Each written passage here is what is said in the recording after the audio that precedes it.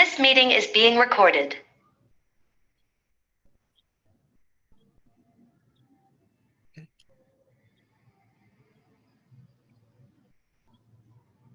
Assalamualaikum warahmatullahi wabarakatuh.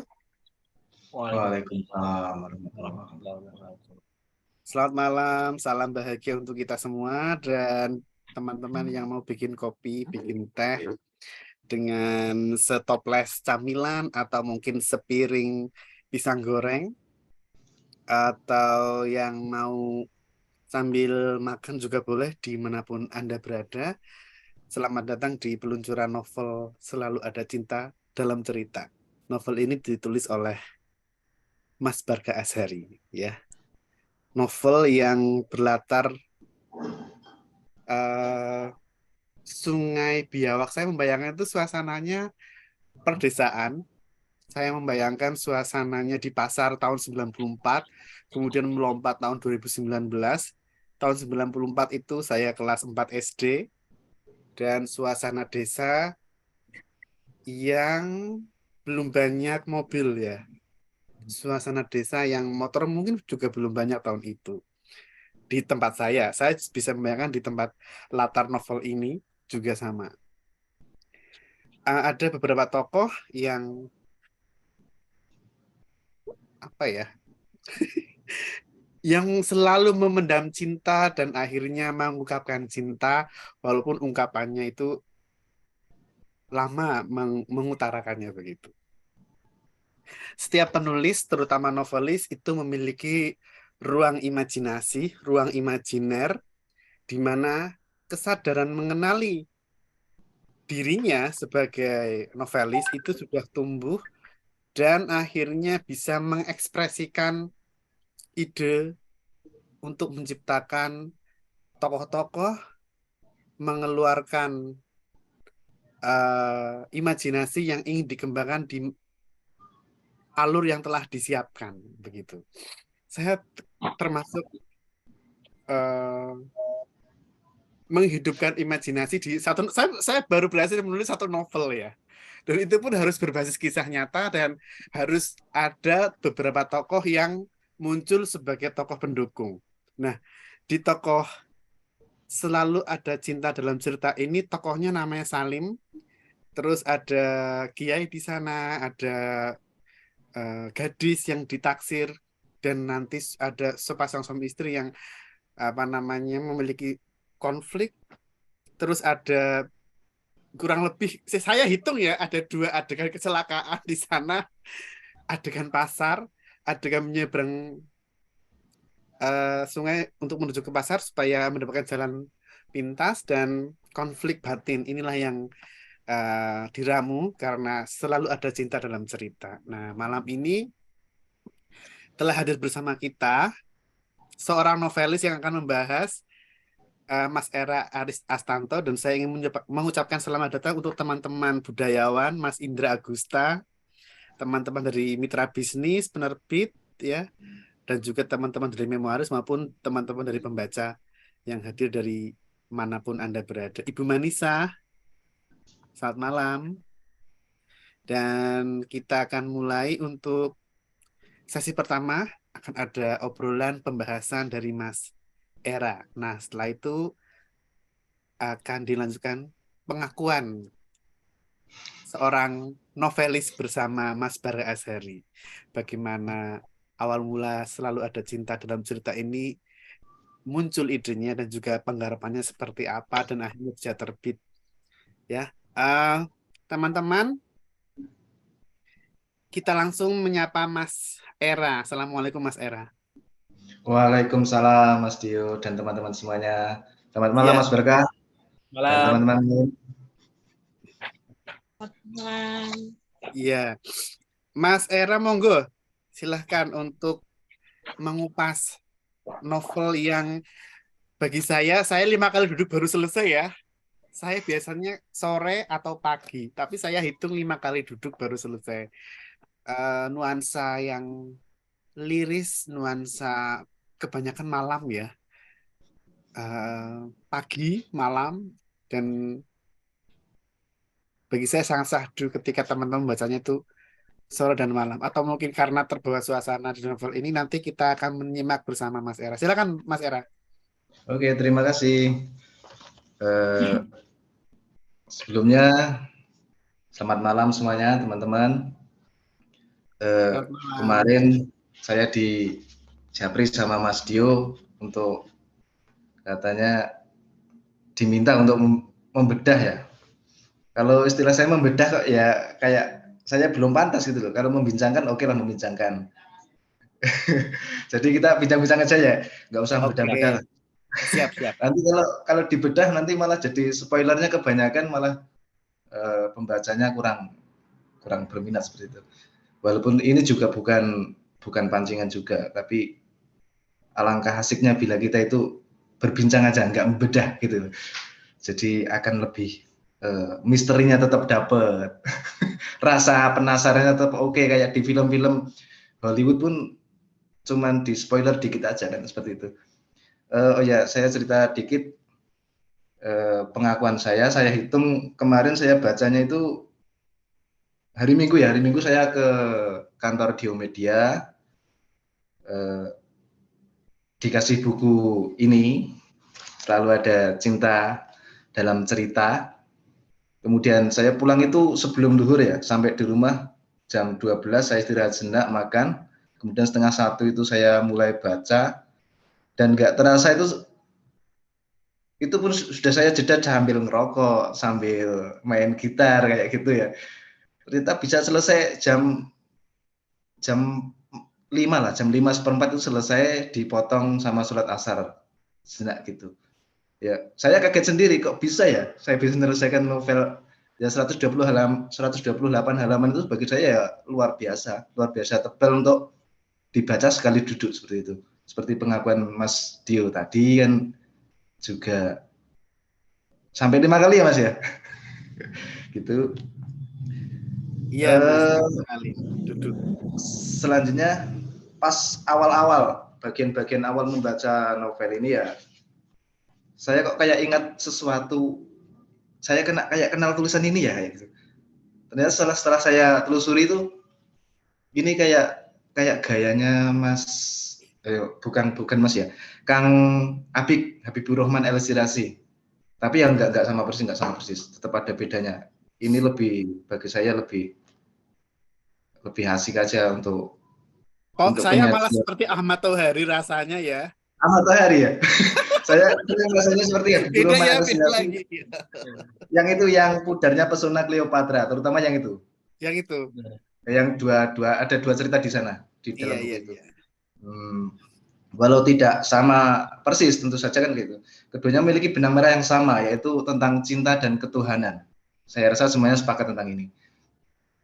Kemudian kesamaan lainnya adalah ditulis dengan gaya yang kalem, perlahan, enjoy gitu, kayak tenang gitu. Kemudian dan sama-sama berhasil menyentuh perasaan seperti itu. Karena ada beberapa bagian yang ya kalau dibilang cengeng ya mungkin saya cengeng ya, bikin saya berbes lah, istilah berbes itu berlinang ya, hampir menangis saya gitu. Cuman saya ya malu sendiri kalau harus nangis itu. Cuman sampai ke hati seperti itu. Kemudian perbedaannya ini yang saya harus sampaikan dari novel Selalu Ada Cinta Dalam Cerita karya Kang Barkah ini. Sedangkan untuk karya Kang Abik saya rasa tidak perlu saya sampaikan seperti apa novelnya, karena tentu sudah banyak yang tahu. Jadi saya tidak perlu berpanjang lebar tentang novelnya Kang Abik. Saya akan lebih fokus pada novelnya Kang Barkah aja. Bagi saya novelnya Kang Barkah ini cukup epik ya. Epik dalam arti ya menyajikan latar belakang tahun 90-an seperti apa di Tangerang ya Mas ya. Kali Biawak Tangerang ya, di Tangerang seperti apa. Jadi saya seolah-olah bisa terbawa ke sana, menikmati suasana kampung Biawak, Kali Biawak itu ya. Kemudian ditulis dengan apik gitu, dengan apik sekali.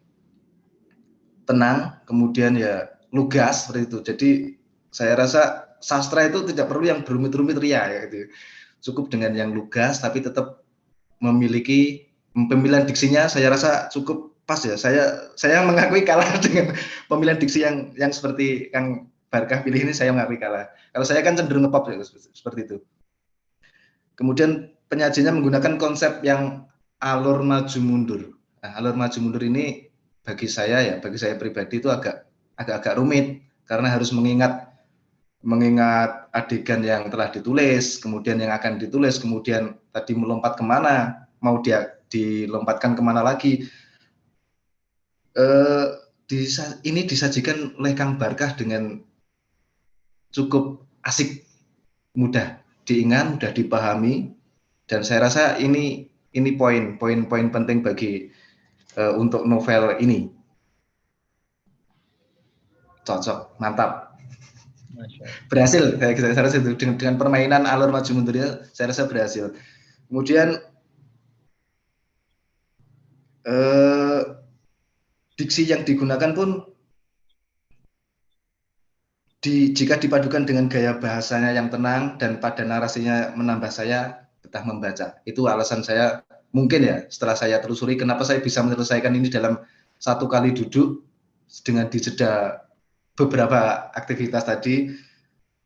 Mungkin itu. Jadi diksinya lugas, asik, mudah dipahami, tetap mempertahankan cita rasa fiksi sebagai sarana hiburan juga, menyampaikan informasi pun oke. Dan dengan bahasa yang tenang itu saya rasa memiliki itu kelebihan Kang Barkah di situ dalam buku ini, dalam buku Selalu Ada Cinta Dalam Cerita ini, seperti itu. Kemudian akan saya contohkan ini tentang puitisnya yang saya suka itu dari covernya yang dicantumkan pada covernya itu, seperti tumbuhan ditanam tumbuh dan berbuah. Bedanya cinta, ia tumbuh tanpa pernah kita tanam. Ia datang sebagai karunia-Nya dan tugasku hanya menjaga dan merawatnya sampai kelak berbuah. Kemudian ada lagi satu di halaman judul, ya Allah, aku berlindung kepadamu dari cinta tanpa pernikahan dan pernikahan tanpa cinta. Nah, jika kita rasakan, jika kita renungkan, ini tampak sederhana mungkin, tapi jika kita renungkan, tentunya tidaklah sesederhana kata-katanya itu. Apa yang dikutip dari tokoh Salim dan yang dikutip dari Jalaluddin Rumi, seperti itu. Di sana mengandung makna yang cukup dalam dan tidak bisa dijelaskan secara ringkas. Tentu saja tidak secara ringkas, tidak bisa ya, karena ya apalagi Jalaluddin Rumi itu dengan kalimatnya yang tampak sederhana tapi memiliki makna-makna yang cukup dalam. Dan saya pun kalau harus mengungkapnya mungkin hanya permukaan saja, seperti itu, karena dalamnya ini. Tapi saya akan mencoba secara subjektif ya, misalnya. Setiap orang bisa saja memiliki pendapat yang berbeda. Saya pas waktu itu jadi keingat tulisan Kazuo Murakami, penulis Jepang, tentang dia adalah peneliti, seorang profesor peneliti tentang genetik, berhasil memecahkan kode-kode renin, di mana renin ini adalah semacam enzim yang memicu hipertensi, seperti itu. Nah, beliau adalah pemecah pertama, pengurai pertama tentang genetik itu. Nah, di sana saya jadi teringat beliau, Kazuo Murakami, itu menulis bahwa di dalam tubuh kita itu yang aktif itu hanya gen yang aktif itu hanya 5-10%, sisanya masih dalam keadaan pasif. Jadi masih ada potensi dia. Sedangkan hubungannya dengan novel ini apa? Dengan apa yang ditulis Kang Barkah ini apa? Jadi saya merasa cinta itu ibarat gen yang telah ada sejak manusia pertama ada, dan benihnya akan disemaikan kepada keturunannya melalui gen itu. Jadi ya itu, sebagian DNA yang tidak aktif akan menjadi aktif jika berada atau dipicu oleh sesuatu. Nah, cinta itu kan seperti itu juga, seperti yang dialami Kinasih dan Salim waktu itu, waktu pertama kali Salim berteduh di bawah pohon mangga. Ini yang lucu, berteduh kok di bawah pohon mangga ya Mas? Ini asik ya, asik, perlu diulas nanti ya. Kenapa milihnya pohon mangga gitu? Kenapa nggak langsung numpang aja di terasnya bibinya Kinasih itu? Kenapa milih pohon mangga? Gitu. Ini asik untuk diulas nanti. Udah asik-asik. Kemudian Salim pun begitu. Ketika si Salim kayaknya sok-sokan ya. Kalau menurut saya, mau sok lihat cewek cantik kok, aku nggak mencintaimu, padahal cewek ngebet kita ya. Saya ngebet banget sama si Salim. Salimnya bilang, aku nggak mencintaimu, kamu terlalu cantik untukku, kamu akan membawa petaka seperti itu, kayak senada dengan itu. Kalau cowok sekarang kayaknya nggak mungkin deh Mas. Oke. Ya kan itu tahun 94-an ya, memang cara mengungkapkannya masih seperti itu.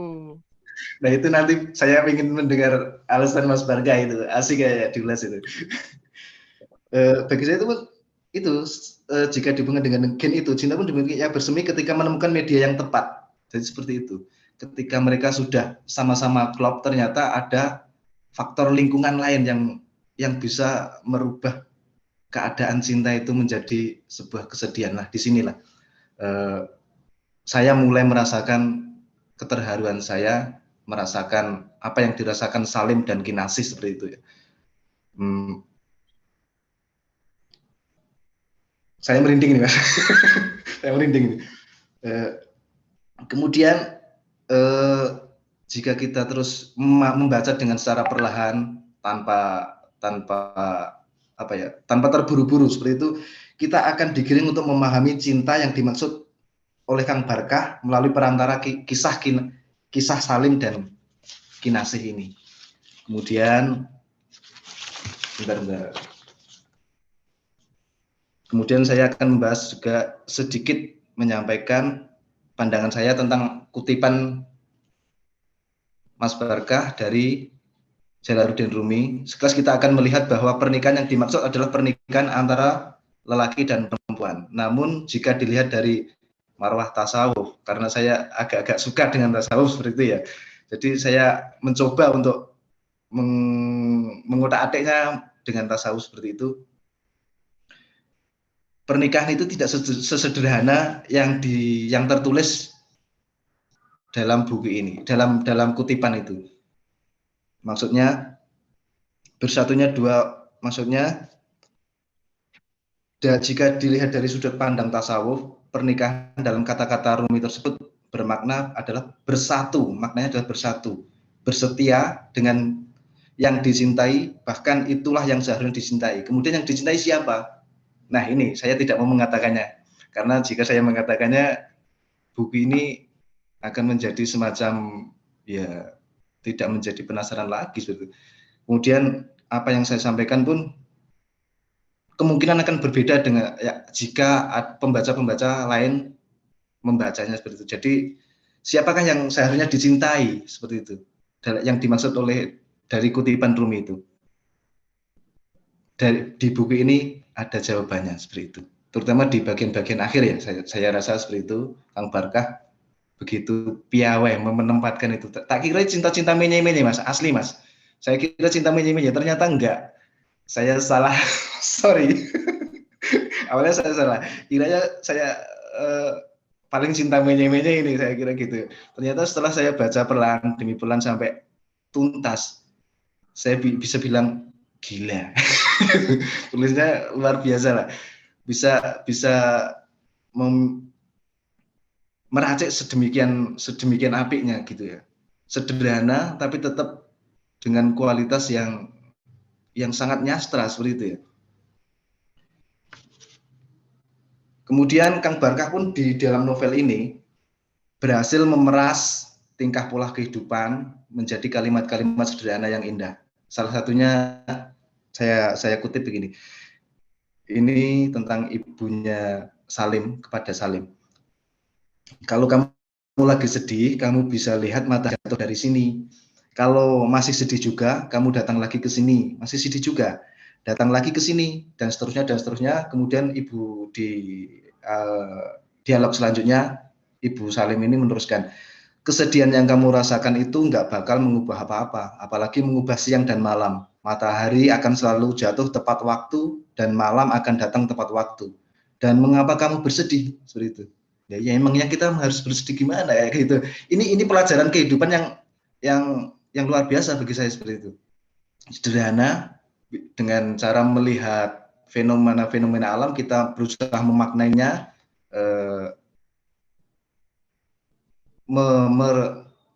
memandang dari luar ke dalam, dari contoh matahari tenggelam tadi, kemudian ke dalam hati kita melihat kenapa kita harus bersedih. Bahkan alam pun sudah mencontohkan, kita tidak akan bisa merubah apapun dengan kesedihan itu. Jadi ya, sedih boleh kok, sedih boleh. Tapi ya sebentar saja, soalnya banyak kesedihan-kesedihan yang sudah menunggu seperti itu kan. Jadi kesedihan itu nggak cuma satu itu kan. Jadi sedih pun boleh. Kalau nggak sedih itu malah nggak asik juga. Sesekali pun kita harus merasakan sedih biar kita bisa menikmati kebahagiaan yang baru, bisa menikmati kebahagiaan dengan lebih bahagia seperti itu. Kalau kita bahagia terus, saya rasa bahagia itu akan menjadi hambar kok. Seperti itu. Jadi fungsi kesedihan juga seperti itu. Luar biasa Mas Berkah. Dengan kalimat-kalimat sederhananya bisa menggugah, dan terutama saya terinspirasi dari sini.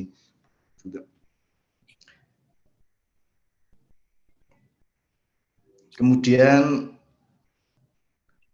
oh ya, jebakan Kang Barkah ini mungkin sangat apik jebakannya.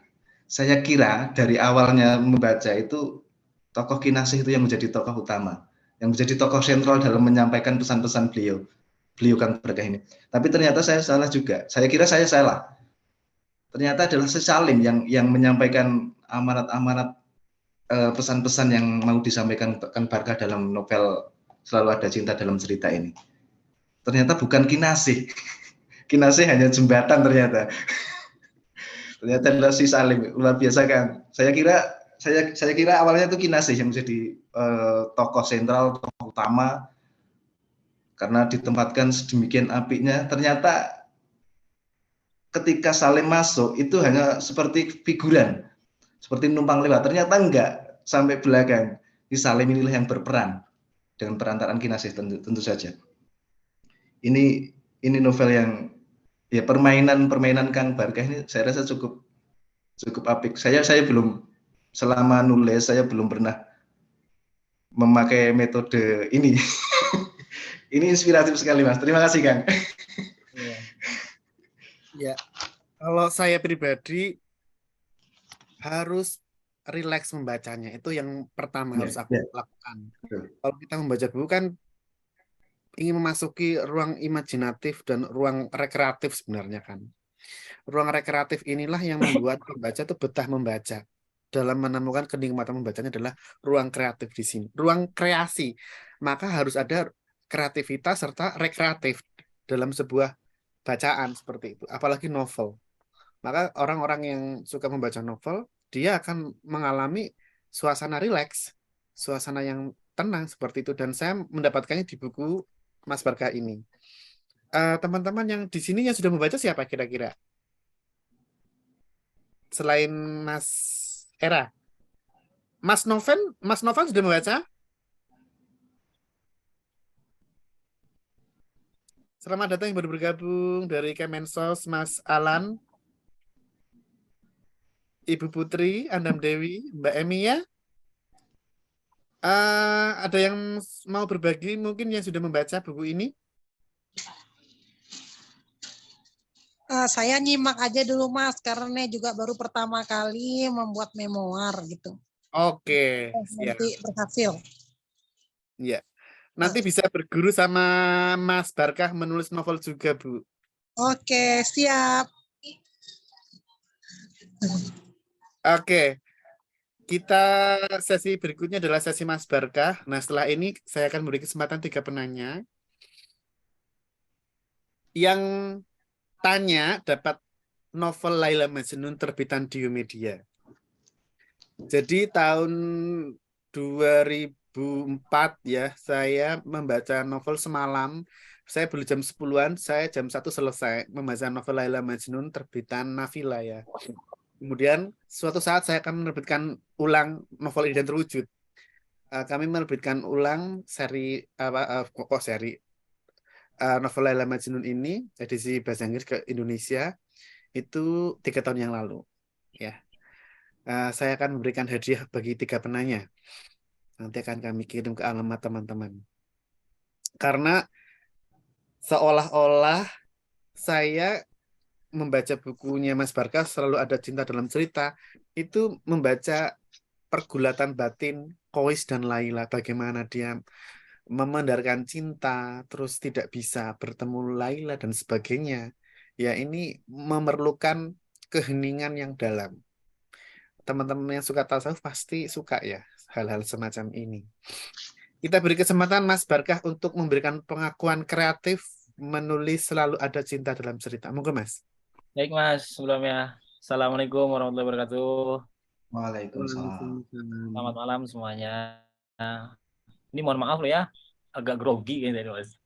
Nggak nyangka loh. Sebelumnya terima kasih Mas Dio dan khususnya Mas Arya atas Iya. sambutannya, atas Era. ya. Era, mohon maaf. Hari juga boleh. Ari Santai aja. Era ya, mohon maaf. Iya. Terima kasih Ari sebelumnya. juga benar ya. Ari juga benar kok. Ari juga benar ya. Benar juga. Benar juga ya. Oh. Era Ari ya. Era Iya, Ari. iya. Aduh, nggak nyangka, aku juga nggak nyangka loh sampai didiskusikan lah ya. Kalau bukan dibedah ya, tapi dibedah juga nggak apa-apa sih Mas. Aku suka loh. Masya Allah. Terima kasih banyak atas apresiasinya dan waktunya. Kalau boleh dibilang gitu ya, kalau mungkin karena disuruh ngaku saya ya. Yang pertama, mungkin saya berhutang banyak sama novel yang tadi disebut Mas Dio ya, Laila Majnun. Kebetulan saya juga banyak terinspirasi dari sana. Dan untuk ceritanya mungkin udah diuraikan semua tadi sama Mas Arya. Saya juga nggak kepikiran loh Mas, kalau hasilnya bakal seperti itu gitu. Jadi kalau boleh saya sampaikan, proses pembuatannya itu kurang lebih aslinya satu bagian itu merupakan bagian dari novel yang pernah saya tulis. Jadi cuma subbab aja. Jadi judul subbab, cuman karena segala sesuatunya nggak memungkinkan, akhirnya saya buat mandiri, berdiri sendiri. Dan kebetulan juga lagi memang proses belajar tasawuf. Nanti kayaknya bisa berguru sama Mas Arya. Iya. Jadi kurang lebihnya sih nggak panjang lebar. Kalau dibilang pengakuan saya, yang jelas ini novel perdana yang saya berani untuk suguhkan gitu. Memang kalau boleh jujur, saya punya tradisi gitu dalam rangka belajar itu setiap tahun saya menulis satu naskah novel, khususnya di akhir tahun dan dalam rangka belajar gitu. Nah, kebetulan di tahun 2009 sampai 2021 novel itulah yang saya fokuskan untuk digodok lagi gitu. Sampai akhirnya puji syukur juga saya dapat materi dari Mas Dio waktu itu kalau nggak salah ya. Materi tentang Swasunting gitu. Dan itu karena memang dalam proses pengendapan setelah baca buklet atau materi dari Mas Dio, saya buka lagi naskahnya, ternyata memang perlu banyak yang dikoreksi gitu. Jadi telah melewati masa yang sunyi gitu ya. Gitu. Dan kalau untuk penokohan dan lain-lain, saya kira garis besarnya sih saya cuma mau menceritakan bahwasanya ada sepasang yang terlanjur patah hati dan mereka menempuh 2 jalan yang berbeda. Yang satu diperjuangkan, yang satu mungkin mencoba alternatif dengan melakukan pernikahan. Toh nyatanya tak semudah itu juga. Gitu. Sampai akhirnya nanti bisa dibaca di novelnya bahwa keduanya pun punya akhir yang menurut mereka cukup memuaskan. Karena proses pencarian sih lebih tepatnya gitu ya. Apalagi Mas ya. Aku masih gugup loh ini. Masya Allah. Mungkin saya juga mohon maaf gitu ya kalau masih banyak kurangnya gitu di karya yang pertama ini, karena memang ini karya debut pertama saya, dan alhamdulillah Mas Dio beserta penerbitnya bersedia membantu prosesnya segala sesuatunya. Saya bersyukur untuk itu. Ya paling nggak banyak yang bisa saya sampaikan, Mas. Buat teman-teman yang sudah baca dan teman-teman yang hadir, mungkin nanti boleh dibantu untuk mengkoreksi, dan saya terbuka untuk segala masukan dan saran. Yang jelas kalau tadi sudah disempat disinggung sama Mas Are bahwa ada kemiripan dengan beberapa penulis, mungkin kalau boleh saya buat pengakuan, saya banyak terpengaruh. Kalau dalam penulisan ini saya memang sedang membaca dan mempelajari gitu gaya penulisannya Ahmad Tohari gitu. Lebih khusus lagi satu penulis yang baru-baru ini, Cak Mahfud, saya banyak belajar dari beliau juga. Jadi mungkin agak ada kemiripan, dan yang jelas kalau dari esensi cerita atau tujuan pesan-pesan yang ingin saya sampaikan, ya mungkin terinspirasi dari Laila Majnun juga terkait tentang kisah. Jadi kalau boleh sedikit dibocorin gitu ya, dari judulnya memang terdengar menye-menye ya Mas. Iya. Iya.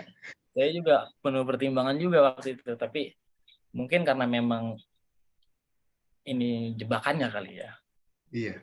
Nah, tapi Iya, luar saya biasa. harap jadi selalu ada cinta dalam cerita itu sebenarnya kurang lebih posisinya bisa disandarkan dengan posisi Laila ketika Majnun memandang Laila. Jadi kata cintanya bisa diganti dengan kata sesuka yang pembaca persepsikan nantinya. Bisa selalu ada motor, selalu ada kopi, selalu ada, ya tergantung apa yang dicinta.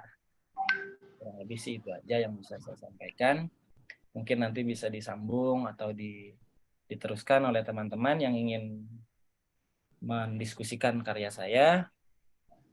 Paling itu aja. Selebihnya terima kasih. Mas Dio, saya kembalikan. Mas Are, terima kasih. Teman-teman, demikian tuh pengakuan sang novelis Mas Barga Azhari. Silakan yang mau bertanya. Siapa dulu? Silakan. Bisa raise your hand, bisa langsung membuka mic, bisa juga bisa. Silakan.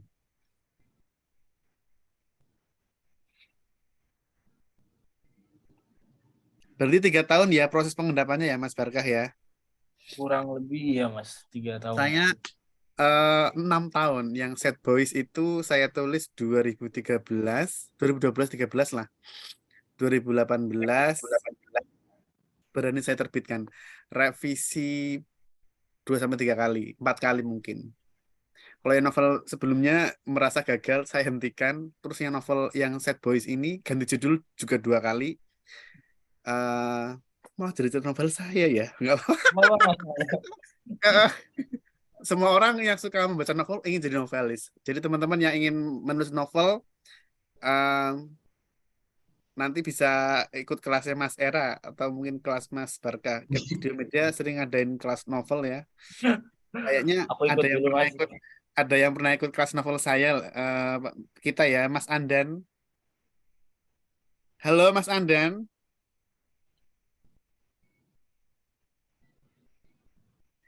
Ya, silakan yang mau bertanya. Nggak ada atau belum? Ke Mas Era lagi. Oh ya, silakan Mas Andan.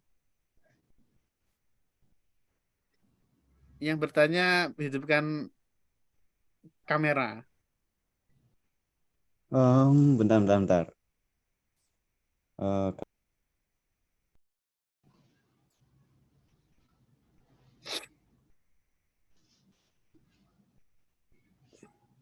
Iya, silahkan. Mic-nya dihidupkan. Oke. Selamat malam semuanya. Assalamualaikum warahmatullahi wabarakatuh. Waalaikumsalam. Waalaikumsalam. Eh, Mas Barkah ya. Ya, Salam kenal Mas. salam. Saya Andan dari Kebumen. Ingin tanya mungkin sederhana ya. Biasanya kadang kalau kita membuat karya sastra itu kan biasanya ada pemantiknya gitu. Misal kita jalan-jalan di sebuah pasar, ketemu, oh ini kok orang ini karakternya unik sekali nih. Kayaknya bagus nih buat jadi contoh apa tokoh novel atau enggak tokoh cerpen gitu kan. Ibaratnya ada pemantiknya gitu buat membuat suatu karya. Nah, dalam novel ini gimana sih? Apakah ada pemantiknya dari Mas Barkah? Kok bisa sampai membuat sebuah naskah novel ini gitu? Gimana? Oke, terima kasih Mas Adan ya. Ya, Mas Andan. Salam kenal Mas Adan. Ya. Mungkin kalau boleh dikatakan pastinya ada inspirasinya dan pastinya ada pematiknya gitu ya. Mungkin kalau boleh dikatakan gitu ya, apa sih motivasi dan tujuan saya gitu menulis karya ini? Mungkin bisa dibilang ini perjalanan cinta saya kali ya. dalam dalam arti ada beberapa hal dan banyak mengambil pelajaran juga dari teman-teman khususnya yang sudah pada menikah gitu ya, dan Hmm. banyak juga referensi dari lebih banyak dari pribadi, dan mungkin karena saya lagi terpengaruh juga ya sama lagi waktu penulisan ini saya lagi senang-senangnya memang baca karya-karya Rumi gitu. Jadi topik cinta tuh saya mau mau coba tuh. Bisa nggak sih saya kemas dengan sudut pandang yang lain atau mungkin saya tuangkan dalam medium cerita gitu. Jadi tema-tema Rumi kan memang identik dengan cinta gitu ya. Dan saya mau coba elaborasi di medium novel gitu. Mampu Oh. nggak? Jadi lebih tepatnya saya menantang diri sih gitu ya. Ya masalah ya mungkin masih jauh ya dari kata sempurna gitu. Dan pematiknya sih yang jelas dari kegagalan demi kegagalan mungkin banyak juga yang sharing dan saya alami sampai akhirnya uh, batin mungkin bertanya gitu ya, tepatnya atau bagusnya ya diapakan itu, diarahkan kemana. Jadi tokoh-tokoh, kalau bisa dibilang tokoh-tokoh di dalam novel ini memang fiksi, yang jelas fiksi, tapi telah diramus demikian rupa dari pengalaman-pengalaman yang saya alami. Jadi kalau ditanya pematiknya, pertama dari pengalaman pribadi saya dalam rangka mencari cinta gitu mungkin ya, kalau boleh dibilang gitu. Mencari cinta bedanya gitu. Oke, oke. Terima kasih Mas Barkah atas Ya, jawabannya. sama-sama. Berikutnya silahkan. Masih tersedia 2 novel Laila Majnun. Syekh Nizami pengarangnya. Monggo. Tanya aneh-aneh juga nggak apa-apa. Nanti akan dijawab oleh Mas R dan Mas Barkah. Mas Alan biasanya aktif tanya.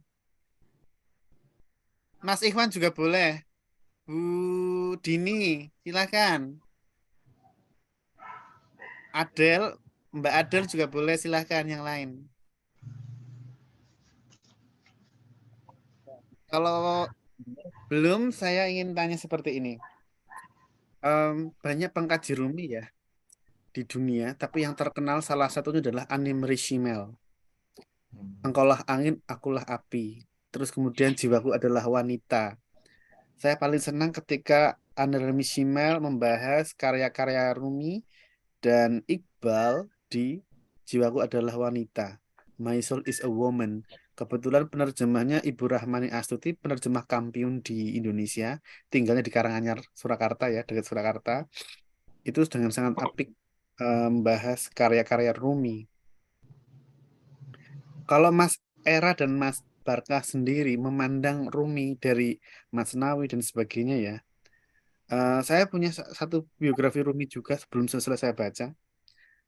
Cinta yang ilahiyah, cinta yang manifestasinya feminin sebenarnya. Ya, cinta itu feminin loh, tidak maskulin ternyata. Iya. Hmm. Cinta itu tidak maskulin. Bagaimana Mas Barga dan Mas Era memandang cinta versi Rumi?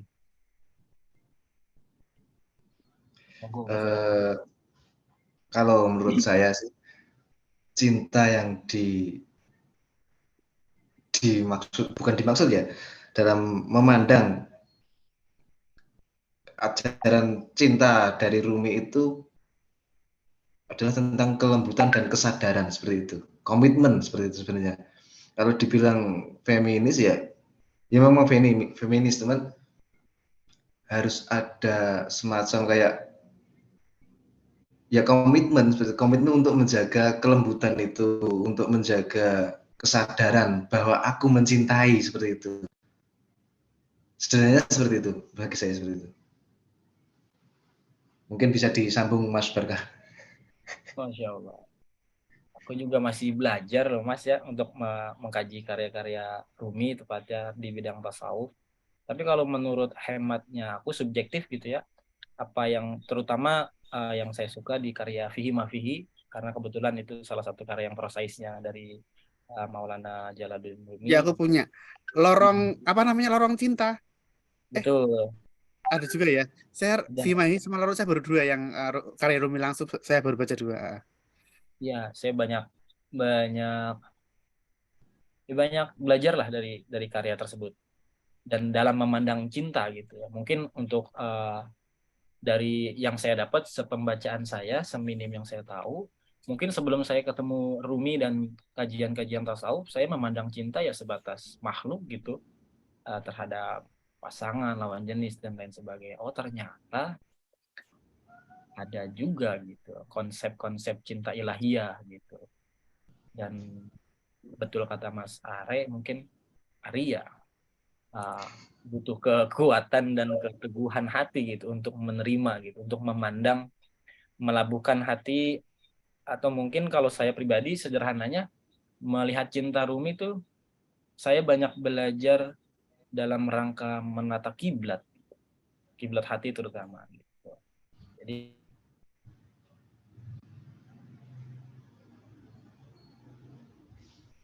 Kameranya ini. Kameranya. Koneksi Mas Barkah atau koneksi kita ya? Mas Barkah kelihatannya. Teman-teman dengar suara saya nggak? Masih dengar? lebih Masih menemukan arti cinta gitu. kayaknya terhempas Mas Barkah. Ya, Tadi ini bisa minta bantu ulangi. iya Mas. Penjelasannya bisa diulang sedikit. Tadi saya nggak dengar, soalnya mungkin koneksinya terputus. Ya sempat putus. Oh sempat putus. Oke, saya ulangi sedikit ya Mas ya. Jadi kurang lebih ini pandangan saya setelah pembacaan atau uh, yang saya dapat setelah ketemu karya-karya Rumi gitu, terutama yang saya pakai untuk menginspirasi karya-karya novel saya ini, yaitu saya banyak belajar dan banyak tahu tentang menata kiblat, gitu. Kiblat hati terutama, gitu. Tentang menempatkan hati kepada sesuatu yang tidak mungkin menyakiti atau dan lain sebagainya. Mungkin Mas Ari lebih tahu tentang kajian tasawuf ke sana gitu. Saya juga masih Enggak juga ya. Enggak juga. Jadi sebetulnya karya ini novel Selalu Ada Cinta Dalam Cerita bisa dibilang ekspresi atau hasil pembacaan saya tentang konsepsi cinta ilahiyah gitu ya. Memang kalau dilihat covernya nggak menggambarkan ke sana gitu. Saya Jadi terjebak. dan Tapi bagus ya, jebakan yang keren. Masya Allah. Itu juga saya berikan kebebasan lah kepada pembaca karena kita juga tahu betul gitu bahwa tema cinta masih terus digali dan saya coba masuk dah mengisi salah satu tema cinta dengan sudut pandang yang berbeda dan saya berangkat memang dari salah satu sajak Rumi, ya Allah aku berlindung kepadamu dari cinta tanpa pernikahan dan pernikahan tanpa cinta. Terdengarnya memang sepele dan saya coba untuk mengelaborasinya dalam medium novel ini. Dan mau nggak mau memang harus punya dua alur karena memang memberangkatkan dua tokoh utama gitu. Kurang lebih sih seperti itu. Ya mudah-mudahan dapat menginspirasi banyak pembaca di luar sana. Kurang lebih gitu Mas. Ya, oke. Selanjutnya ada pertanyaan dari Mas Alan dari Salam. Kemensos ya. Mohon maaf belum bisa open mic karena dalam perjalanan. Salam kenal Mas Barka, saya Alan asli Mojokerto, Jawa Timur. Sekarang sedang belajar di Solo Raya. Cukup menarik mendengar sebuah novel karya Mas Barkah, Mas Azhari. Saya pernah membaca novel Chandra Malik judulnya Laila Seribu Malam Tanpamu. Dalam novel ini, penulis merupakan seseorang yang mengaku sebagai sufi. Dalam membuat novel ini hanya 4 hari saja. Ternyata begitu cepat karena cepat menulis karena sesuai dengan pengalamannya. Saya ingin bertanya, apakah Mas Barkah pernah membaca novel ini? Chandra Malik juga terinspirasi dari novel Laila Majnun. Banyak sekali ya. Kalau saya malah terinspirasi untuk menerbitkan ulang, tapi ya nggak laku banget. Bentar aja lah itu. Bagikan. Semoga menginspirasi yang lain juga. Nggak apa-apa, menulis buku tidak harus laku kok. Karena tujuan kita berbagi inspirasi. Amin, amin. Kalau laku laris nanti bahaya. Bahaya adalah, oh kok laris banget ya kan ya. Oh ya Mas Barka sudah laku semua belum? Belum Mas, alhamdulillah masih sisa lah. Beberapa. Iya, teman-teman yang ingin baca dan ingin merasakan relaksasi saat membaca, ini cocok banget untuk rekreasi. Serius, rekreasi membaca ya. Oh, Saya betul. rekomendasikan. Karena kita harus Berarti duduk tenang dan walaupun cuma beberapa halaman per bab, kita nggak bisa tergesa-gesa. Kita akan dibuat rekreasi. Sangat rileks membaca ini. Pertanyaan yang lain, bagaimana Mas Barkah menjaga tekad sehingga dalam waktu panjang selama 3 tahun hingga akhirnya novel ini terbit. Ya silakan Mas. menjaga tekad kali ya. Mungkin yang dimaksud kok bisa gitu ya, setia dengan satu ide gitu ya. Setia dengan satu gagasan, mungkin itu guys. Ya mungkin karena pertimbangannya karena saya pakai frame atau sudut pandangnya dalam rangka belajar, jadi insya Allah ketika kita pasang niat untuk belajar, mau berapapun lamanya, kalau memang belum didapatkan apa yang mau dipahami, kayaknya mungkin saja gitu sampai 3 tahun mungkin bahkan lebih. Dan terutama ya karena memang saya juga dalam rangka mencari cinta waktu menulis ini gitu. Hanya kebetulan ketemu juga dengan perempuan yang alhamdulillah hilaf dan mau menikah dengan saya. Saya ucapkan terima kasih. Gitu. Jadi kurang lebih gitu. Apa yang membuat saya konsisten atau apa yang membuat saya tekad, yang jelas ada tujuan dan alasan untuk menerbitkan dan menyelesaikan karya ini. Mungkin itu aja.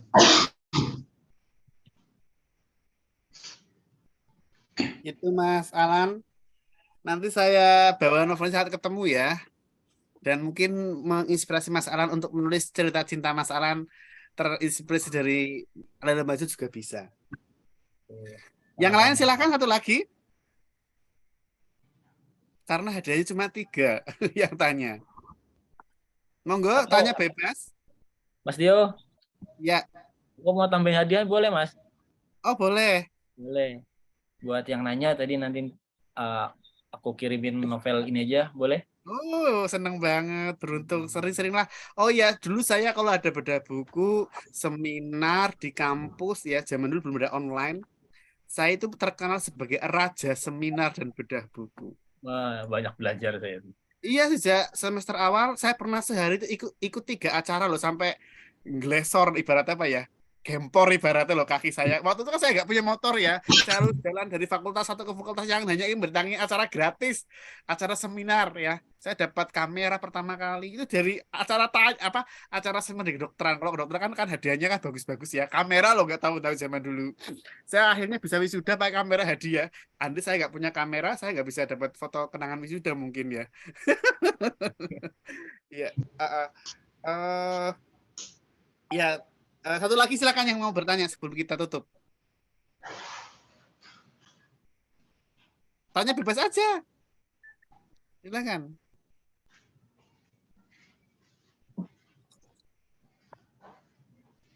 Ya.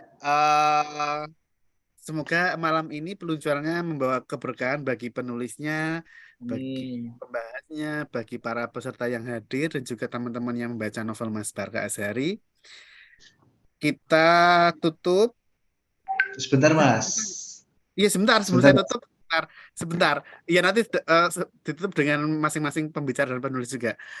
Eh, ada pengumuman juga bahwa novelnya Mas Era ini menang ya, juara satu Sayembara Novel Diomedia tahun 2022. Selamat Mas. Ya, sedang antri layout dan antri sampul. Biasa tahun baru semua desainer itu penuh karena kita bukan meng-hire karyawan in-house, jadi kita semua freelance, maka harus sabar. Sabar 2 bulan, 2 bulan itu biasanya baru digarap. Ini 2 bulan, eh, 1 bulan lebih ini belum dapat kabar. Ya kayak gitu kalau kalian freelance seperti itu. Walaupun sudah kita lunasi di depan ya.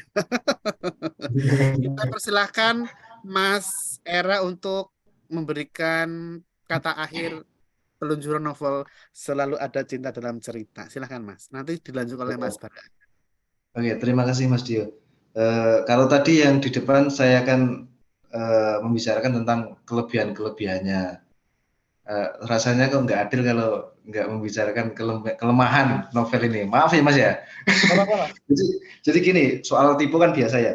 Tapi itu bukan menjadi soal begitu. Tipu itu menjadi hal yang biasa ya. Satu kelemahan novel ini adalah setelah Anda membaca novel ini, Anda akan tetap sulit melepaskannya, baik buku cetaknya maupun isinya, seperti itu. Kemudian akan saya pungkasi bahwa ini yang saya ambil dari buku beliau, akan selalu ada hikmah dalam cerita cinta dan dalam cerita hidupmu. Begitu. Terima kasih Mas Dio. Masya Allah. Terima kasih Mas Ari. Ya, silakan dilanjut oleh Mas Barka. Mungkin nggak panjang lebar dari saya. Yang jelas buku ini layak dibaca untuk semua yang ingin merasakan cinta.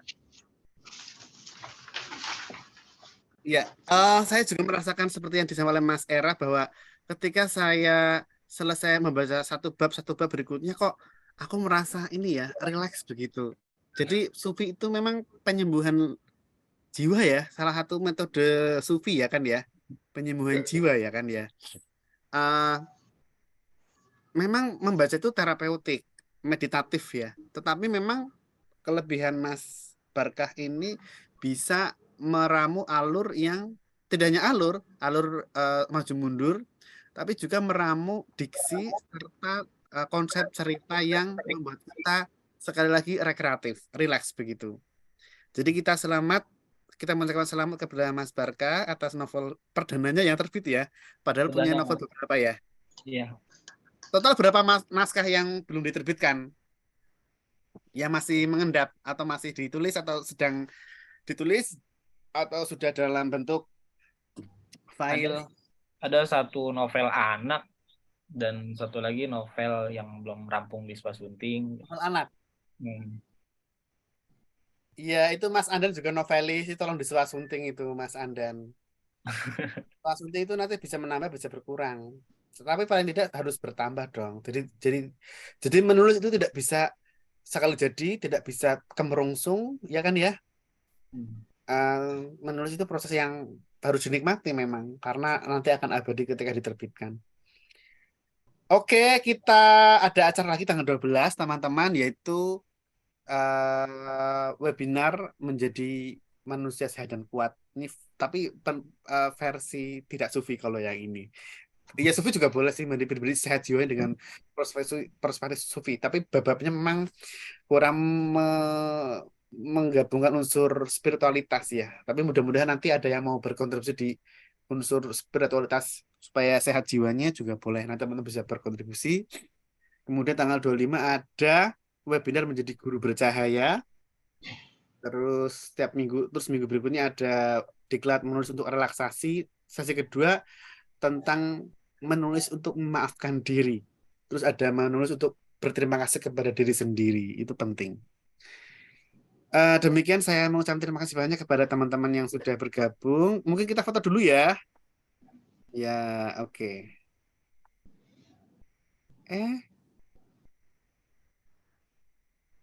Sebenarnya caranya biar aku lali. Exit full screen. Terus galeri ya. Iya, iya galeri. Monggo untuk teman-teman buka kamera. Nah, Nah, ini kelihatan Mas Anda novelis kita. Mas Alan lagi di mana ini selalu traveling di bis ya Mas? Perjalanan kemana Mas? Ke Mojokerto? Ke Solo, Mas. Dari mana? Dari rumah, dari Mojokerto. Oh iya ditunggu Ya. oleh-olehnya ya. Tak tunggu di Diomedia nanti saya ini apa namanya? Saya ambilkan novel Mas Nun. Halo Mbak Vina. Halo, halo. Maaf, Selamat tadi berjumpa ya setelah baik. festival memoir. Iya. Saya itu tadi sambil ngerja tugas.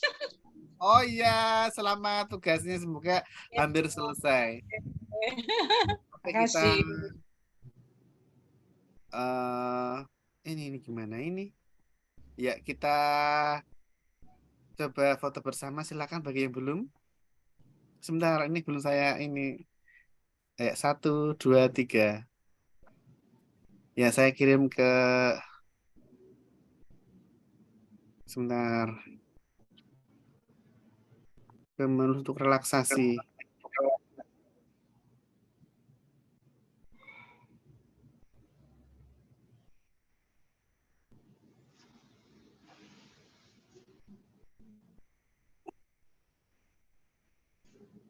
Malah nge-lag punya saya.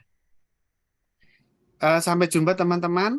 Kita tutup. Assalamualaikum warahmatullahi wabarakatuh dan selamat malam.